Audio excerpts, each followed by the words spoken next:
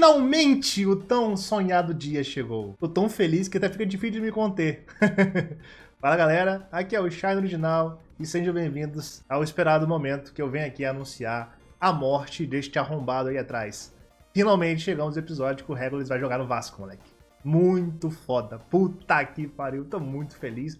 É inevitável, né? Afinal de contas é o personagem com mais detalhes na obra e foi glorioso, foi exatamente como eu esperava que seria ali depois de ver a forma que o Barossu trouxe no resumão. Eu fiquei muito ansioso para esse momento no anime e foi maravilhosamente adaptado, achei fantástico. E agora eu quero falar um pouco sobre esse episódio que foi sensacional. Mas antes, aquele recado de sempre, né, pessoal? Se inscreve aí no canal, deixa um like para ajudar, comenta o que vocês acharam aí, tanto do episódio, como também da minha review. Sempre importante ter o feedback de vocês para saber se vocês estão curtindo, né? Obrigado a cada um que tá gostando e tá comentando aí embaixo e ajudando nisso. Se possível também, usa o hype para me fortalecer, ajuda demais. E não se esqueça de se tornar membro do canal. Além de me ajudar, você consegue acesso a vídeo de opinião e actos exclusivos também, beleza? Mas vamos lá. Sim, esse episódio foi incrível, teve uma animação fantástica, tipo, um dos mais bonitos até hoje de Re:Zero, de modo geral. A direção foi incrível aqui, impecável, posso dizer, do início ao fim. E eu tô muito satisfeito, principalmente nas cenas de luta, que era muito importante que ficasse bem feito, né? Bem fluida e bem bacana mesmo. E que bom que o episódio anterior sofreu o que teve que sofrer para este aqui estar em perfeita qualidade, melhor decisão possível, né? Bora falar um pouco aqui sobre o episódio em si, né? O episódio começa ali com a Emília correndo, né, pela cidade, indo em direção à igreja, que afinal de contas tem que ir lá reunir e falar com as esposas. O Subaru tinha falado com ela mais cedo ali, né, que provavelmente o segredo envolvendo ali a autoridade do Regulus tem a ver com suas esposas, então tem que tirar ela desse pequeno reino. E ela chega na igreja ali depois de um tempo, encontra as esposas no mesmo lugar que o Regulus tinha alternado, né? Porque todas elas são traumatizadas e têm medo dele, então não faria sentido elas fugirem dali. E no fim isso acabou ajudando no plano, né? Porque precisava de todas elas ali. Se alguém tivesse fugido, não teria dado certo. Ela chama a decisão geral ali, dizendo que para poder derrotar o Regulus vai precisar da ajuda de todas, mas obviamente não seria tão simples, não seria tão fácil, como é que contorna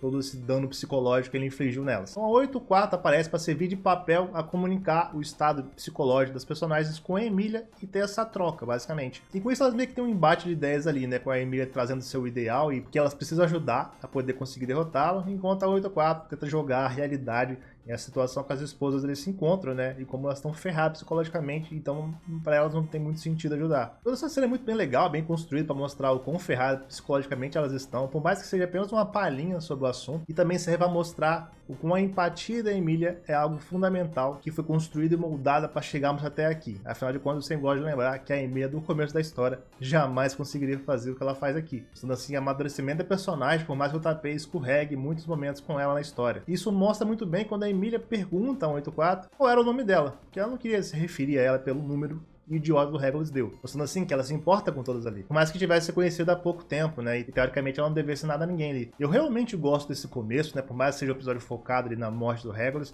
esse momento mostra também como a Emília pode brilhar como personagem em si. E isso é muito do cerne na personagem, né? O lado idealista dela está ali, mas não mais aquele idealismo dela que era infantil, né? Ela é mais centrada e mais pé no chão agora, mostrando também a evolução dela em relação a isso. Enfim, eles conversaram bastante ali, até que a Emília conseguiu de uma forma amaciar um pouquinho elas ali e pediu se elas permitiam que ela e seu cavaleiro lidassem com Regulus, mas para isso precisariam da ajuda delas. Com isso, a 184 dá uma parada assim, pensa um pouco e se dirige às outras esposas ali, perguntando se alguma delas amava o Regulus. E cara, que cena legal, porque vai uma a uma ali, levantando, tomando coragem para poder botar para fora tudo que estava preso no coração delas ali, né? Todo esse sentimento ruim que foi gerado ao longo de vários anos, enquanto elas desprezam e odeiam esse filho da puta. Muito foda, cara. Ela é tanta legenda de personagens rodando assim, falando sem parar, um sobrepondo o outro. Ele cobriu toda a tela, moleque. Cheio de legenda do pessoal, todo mundo xingando esse filho da puta. Que momento maravilhoso, meus amigos. Não existe uma única alma viva que ama esse filho da puta. E digo mais, eu gosto de um detalhe de que uma delas ali diz que nenhuma mulher poderia amá-lo, afinal de contas, tamanho filho da puta que ele é. E outra chega depois e complementa que muito menos um homem também poderia. Pra você ver, o Regulus odiado por todos os gêneros possíveis. Tem que ser muito otário pra gostar desse filho da puta. Ao final de tudo isso, essa comoção, a 184 revela que seu nome é Sylph e confirma que elas vão ajudá-la para derrotar esse corno. Mas ela questiona se elas seriam mesmo a chave para essa derrota. Afinal, na cabeça delas não faz muito sentido que esse filho da puta tivesse deixado algo tão importante com elas assim. A Emília vai lá e confirma que de fato elas são, e elas começam a se perguntar ali o que poderia ser essa chave. Isso sem entender mais ou menos o que está acontecendo e quando vão pensando em ter uma boa dedução sobre o assunto. Mas a Emília tem uma ideia ali de usar um espírito inferior para dar uma pesquisada ali, uma ajudada nessa parada. E ao fazer o espírito atravessar a Sylph, ela nota uma coisa, junto ali com o espírito, Para confirmar, ela pede permissão ali para Sylphie para poder se aproximar, e assim que ela dá, a Emilia parte ali, coloca o seu ouvido no peito da mesma e escuta 2 batimentos cardíacos vindo do peito dela. Sim, o Regulus afixa seu coração no corpo das suas esposas. Por isso temos um corte seco do Subaru voando ali, caindo de costas no chão, e até agora ele tá lutando sozinho com o Regulus esse tempo todo, mas por lutar é basicamente ele fugindo desesperado ali, tentando não morrer, desviando nas cagadas, enquanto tenta comprar tempo. Basicamente é isso que ele faz, afinal de contas não tem mais o que ele pode fazer. O Regulus ali irritado questiona pra onde ele mandou a Emilia, que sumiu, né? A sorte dele aqui, ó, o Regulus, ele tá tão puto e consternado que ele não quer apenas matar o Subaru, isso seria muito fácil pra ele, né? Ele quer tentar devolver de alguma forma tamanha humilhação, né? Porque pra ele meio que se torna uma obrigação agora. É como se fosse um direito a cabeça dele, ele tem que descontar isso de alguma forma. E por isso ele não dá cabo do Subaru rápido. Essa é a sorte dele. Qualquer outro a ser visto aqui mataria ele em segundos. O Subaru então joga na cara dele que descobriu do fato da autoridade estar ligada às esposas. Mas o Regulus não parece estar preocupado com isso. O Regulus só responde de volta já descobriu isso? Que habilidoso você é, mas sua luta é inútil. Agora então questiona ali porque ele acha que as esposas não trairiam ele, já que ele é um arrombado com todas elas. E é bastante simples o porquê ele acredita nisso. Ele basicamente não apenas aficiona seu coração, o corpo ali, né, do peito da sua própria esposa. Ele basicamente faz uma roleta russa com isso. Então nem mesmo ele ou alguma delas sabe exatamente para qual esposa vai o coração. Ou seja, se matar uma esposa e essa fosse a correta, nem mesmo ele ou ela saberiam para onde esse coração ia na próxima vez. Simples assim, esse filho da puta faz isso. Então Subaru deduz que para derrotá-lo ele teria que matar todas as esposas. E o sorriso desse arrombado confirma isso. É um dos bagulhos mais desgraçados desse filho da puta aqui, não tem como, velho. Porque ele é um miserável que além de forçar esse monte de mulher a ter a esposa dele, né? Esposa troféu. Tratar elas que nem lixo, sub-humano, mata todo mundo que elas conhecem, né? E escravizá-las basicamente a seu favor. Torturar psicologicamente elas ali sempre ao ponto de fazer elas serem bonecas, literalmente, né? Se qualquer mínimo erro ele mata, né? Ele ainda faz esse tipo de coisa para se curar. E só se elas quisessem todo mundo se matar num verdadeiro genocídio, num suicídio coletivo ali, para poder prejudicar ele de alguma forma. Filho da puta, não tem como. Retornamos para a igreja ali com todas elas sabendo e percebendo isso. E obviamente elas preferiam jogar no vaso do que continuar vivas ajudando o Regulus. Nesse sentido, elas partem justamente para isso. Sylphie mesmo pega um caco de vidro e tenta se degolar, mas a Emilia vai lá e impede ela no último segundo. Como é que resolve essa situação onde todas as esposas meio que querem se desviver para poder derrotarem o Regulus? E a parada tava tão tensa que a Emilia só conseguiu salvar a Sylphie no último segundo, quando ela criou ali uma magia que impediu geral de fazer qualquer coisa. Mas pelo menos isso meio que deu uma ideia pra ela. Seria ela que faria isso. Ela iria congelar e parar todos os corações ao mesmo tempo ali. E assim como ela fez na infância, usando a sua magia de gelo, ela o faz, congelando geral ali na igreja. Deixa eu parar aqui o negócio que eu acabei de perceber uma coisa, né? O fato da Emilia ter congelado todas as esposas ali e elas, entre aspas, morrerem momentaneamente, né, porque tá em animação suspensa, e que comprova que ela pode, como mais pra frente elas vão voltar à vida, né, meio que ela prova que ela pode, ainda assim, em algum momento no futuro, conseguir reaver e salvar o pessoal lá da floresta que ela congelou, né, quando era criança. Isso aqui é o mesmo conceito, né? Agora ela fez deliberadamente querendo fazer, diferente da vez que ela fez quando era criança, que ela tava com a magia descontrolada. Aqui ela quis, então tá tudo certo. Não sei se inflige alguma diferença a quantidade de tempo, né, que a pessoa tá congelada não, né, porque foi pouco tempo, né, você vai saber se tem alguma diferença. É porque a própria Emilia ficou congelada há mais de um século, né, então tudo leva a crer que é possível. Agora só falta saber como, né. Considerando, vamos lá, que tem o subterfúgio narrativo do sangue do dragão que pode fazer tudo, tecnicamente ele poderia fazer isso daí. Mas, pra ela conseguir, só tem que se tornar rainha. Não sei se ela vai até o final dessa história, né? Eu acho muito pouco provável a Emilia vencer essa porra. Dito isso, eu imagino que até o final dessa obra ela se torne, sei lá, a maga mais poderosa. Se ela não se tornar a sátira no processo também. Deixando isso de lado, né? Focando apenas em Emilia. Quando ela se tornar a maga poderosa o suficiente para poder reverter esse feitiço, eu acho que vai acontecer em algum momento. Então é possível que ela consiga fazer e o pessoal sair de lá vivo. É isso que eu tô dizendo, né? Que aqui meio que prova que mesmo o pessoal congelado, né, morto, criogenado, é possível voltar. Só eu tô falando isso. De volta à luta ali do Regulus com o Subaru, o nosso menino tá fazendo o impossível para não morrer. Afinal de contas, é muito mais forte que ele. Então ele tem que desviar alucinadamente de vários golpes ali para sobreviver. Até que tudo para quando houve uma explosão gigantesca ali, um grande espinho de gelo que sobe ali da igreja e tal. Revelando assim a posição da Emilia, obviamente, né. Isso parece assustar o corno manso ali. Ele percebe o que aconteceu e ele começa a reclamar Como é que humanos teriam coragem de fazer esse tipo de coisa? Logo, quem meteu essa porra? Felizmente, a Emília cala a boca dele rapidamente, né? Ela aparece ali, depois de ter congelado geral lá na igreja, tacando um espírito de gelo gigante na cabeça dele, jogando ele no chão. Pelo menos agora o Subaru não tá mais sozinho, né? E ela chega como? Dizendo que aquilo era pra ele considerar uma carta de divórcio das suas esposas. Muito foda, moleque. Incrível. Ela pergunta ali pro Subaru se ele tá bem, né? E ele mesmo todo ferrado, fala que sim, tá tudo de boa. Pergunta das esposas, afinal de contas ele queria confirmar o que aconteceu. Ela apenas responde que em geral queria se livrar dele e por isso ajudar da forma que precisava ajudar, confirmando assim que lidou com elas. Deu tudo certo, né? Sem mais autoridades, acabou, correto? Não. Regulus escapa novamente do gelo, totalmente ileso.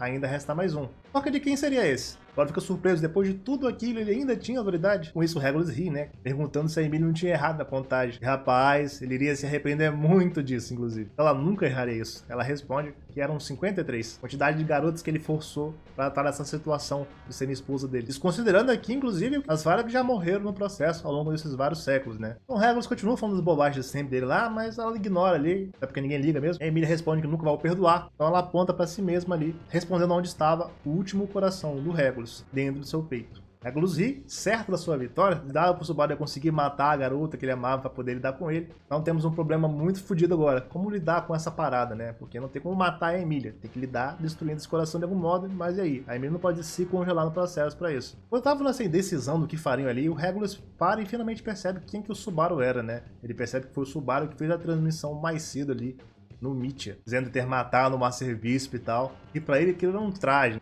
Era ridículo alguém pensar que poderia matá-lo só porque derrotou aquele merda do Betelgeuse. Até ofereceu suas condolências porque isso não iria rolar. Afinal de contas, o Betelgeuse era um fracassado, diferente dele. Mas enquanto ele ficava ali desmerecendo o Gilce várias e várias vezes, de várias formas ali e tal, isso foi meio que piscando na mente do Subaru, lembrando ali da luta ali com os Flash, lembrando especificamente da sua autoridade da preguiça, as mãos invisíveis. Isso foi ficando cada vez mais forte na mente dele, até que finalmente ele percebeu isso. Ele usaria as mãos invisíveis para poder acabar com o último coração dentro da Emília. E fazendo assim, ele não a machucaria. Parabéns, Regulus, você deu a ideia pro Subaru. Olha só, boa, burro. Então ele vira pra Emília rapidamente ali e pede para ela confiar nele, ele lidaria com a situação, e ela prontamente o faz. Então, numa cena muito da hora, surge ali, para salvar o dia, a autoridade que o corno desmereceu. Atendendo ao seu chamado, eis que vemos ela, a mão invisível, a autoridade da preguiça, saindo do Subaru, e a pressão que isso criou na hora ali, meio que momentaneamente dá uma travada no Regulus, né, que fica surpreso com a situação. Muito bem animado essa cena, bem legal mesmo. Então, com cuidado, ele vai e guia, né, a mão invisível ali por dentro da direção do corpo da Emília, entrando assim no seu peito, e faz a Emília perceber a presença do Gilce ali, como se estivesse ajudando a guiar o Subaru nessa situação. E é uma cena bem bonita, confesso, bem legal mesmo. A mão invisível vai ali, passando pelo peito da Emília, chegando e encontrando o coração final do Regulus, o esmagando, sem deixar qualquer ferimento na mesma. Assim acabando com a autoridade da ganância. Depois disso, obviamente, o Subaru cai no chão de tanta dor, né? A cabeça dele começa a doer pra cacete na hora. Afinal de contas, ele não é compatível com o gênio da preguiça. Então a autoridade, muito menos. Não parece na cena, né? Parece que ele tá com só uma dor de cabeça de boa ali, enquanto ele cai, a Emília tenta ajudá-lo. Mas na verdade, é dito na novela que é como se o crânio dele estivesse rachando naquele momento, né? Então uma dor excruciante. Puta que pariu. Não à toa, se usa essa porra como último recurso. Recuperado, Regulus dá um piti ali, né? Por que eles estão fazendo aquilo? Existe saber pra que essa atuação toda que eles estão fazendo. Mas não era atuação, Regulus. É porque o Subaru só apenas responde você não percebeu ainda, né? Seus pés estão molhados. Ou seja, a autoridade acabou. Tu tá fudido agora, filha da puta. Ela até grita de raiva e frustração ali, mas ele já é interrompido, levando um chutaço no meio da fuça e voa pra longe. A Emília começa a brilhar, é aqui, moleque. Finalmente pode acertar um golpe, que afinal de contas acabou essa porra de autoridade. E com isso, o Regulus se levanta, tenta acertar a Emília de volta ali, mas erra pateticamente, tá meio tonto do baque, né? E dá tempo da Emília invocar uma marreta de gelo e cacetar a marreta nele, fazer ele voar na puta que pariu ali e acertar a fachada de um prédio, o prendendo ali. E ele sentindo um impacto em sentido dessa dor, né, depois de tanto tempo, fica em choque, né? Como assim? Eles superaram a autoridade da ganância do nada? Que porra é essa? O que tá acontecendo? Moleque, aqui acontece a segunda melhor cena desse episódio. A Emília chega na voadora de novo, né, acertando ele em cheio ali no peito. E depois começa a zaralhar ele no soco. Vai socando, socando, socando a cara dele sem parar. Uma cena gloriosa, cara. É fantástico. E ela diz que cada soco é para uma esposa dele. E vocês lembram, né? 53 esposas.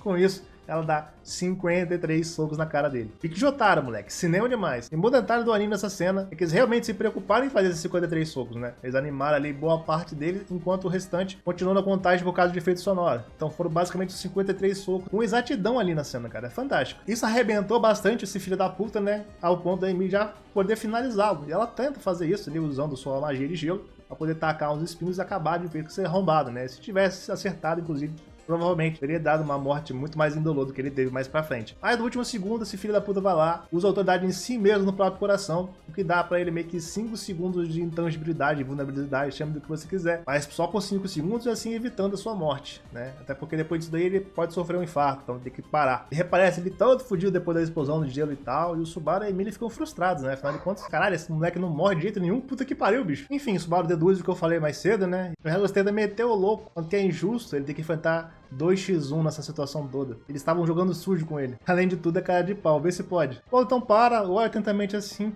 pensa um pouco. Ah, preciso cooperar com ele, dar a luta individual que ele queria. E ele cai na isca e acha que o Subaru lutaria com ele, já que o cavaleiro nunca se esconderia atrás de seu mestre. Agora concordo então, faz sentido com o cavaleiro lute. Então ele apenas diz que o final é com você. E com isso, moleque, o Reinhard simplesmente cai do céu e aceita ser o cavaleiro que vai lutar nesse X1. Sim, ele caiu do espaço, de volta pra Terra, vindo da Lua. E ele confirma isso, inclusive, dizendo que teve problemas para voltar, mas que o Regos acabou ajudando ele por tê-lo jogado em direção à Lua. Com isso ele só teve que pular de volta. Aí o resto foi esperar pra poder chegar de volta aqui, né? Só a distância que era longa, isso não ele tinha chegado antes. Com isso, Reinhard novamente se apresenta, né? Dizendo seu nome e de quem ele é, né? O grande santo da espada já parte pra cima dele e já acerta um chutaço lançando ele pro céu.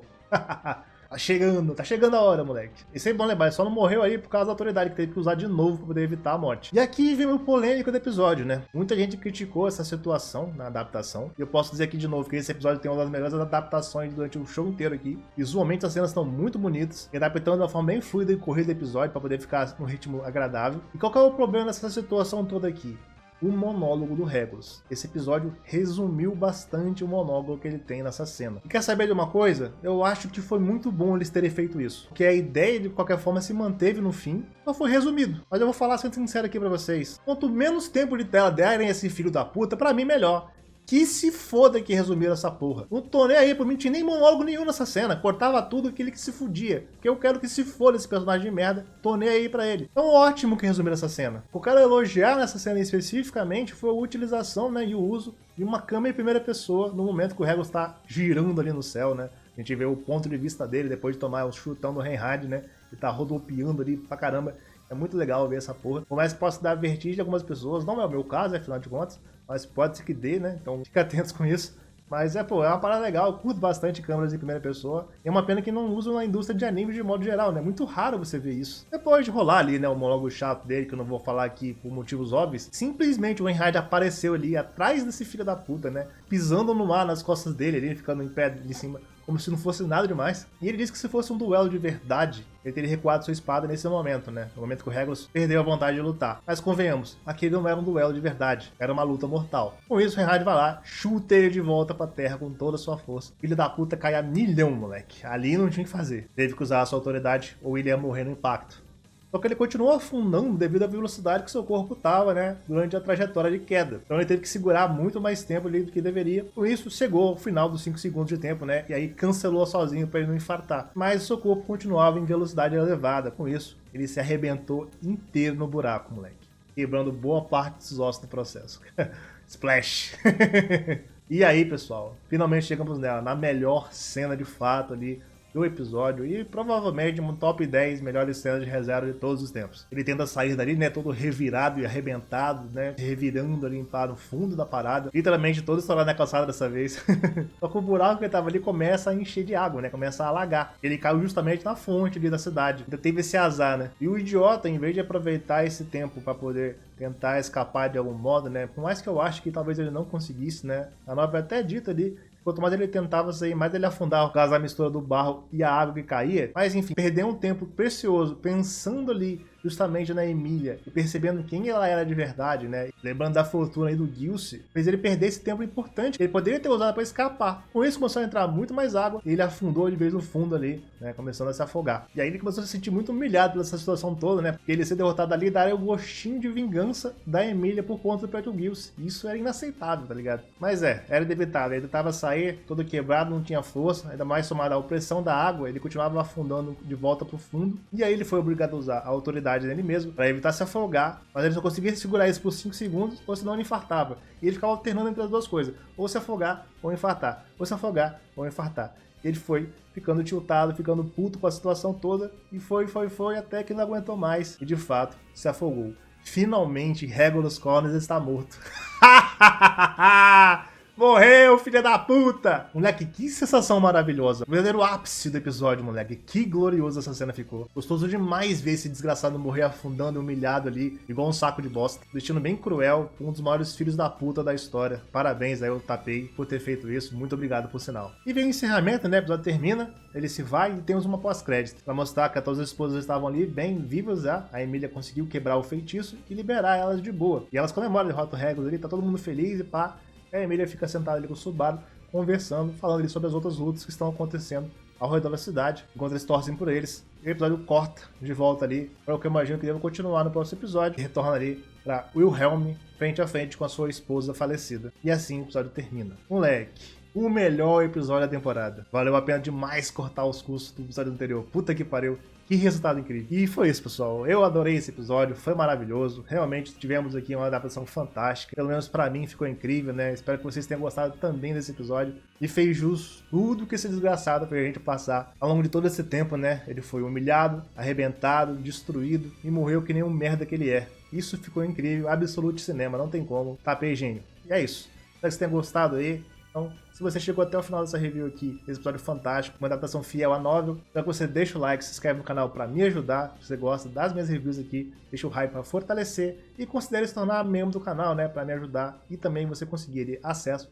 aos conteúdos exclusivos para mim, beleza? Eu fico a trazer novamente, eu tô tentando correr as coisas, mas você sabe que a situação tá complicada para mim, então tô tentando fazer o mais rápido possível, beleza, pessoal? É isso. Muito obrigado pelo apoio, vejo os senhores aí numa próxima e logo mais eu trago essa próxima review ali do episódio do nosso querido Gorgeous Tiger brilhando. Até mais, chat. Falou!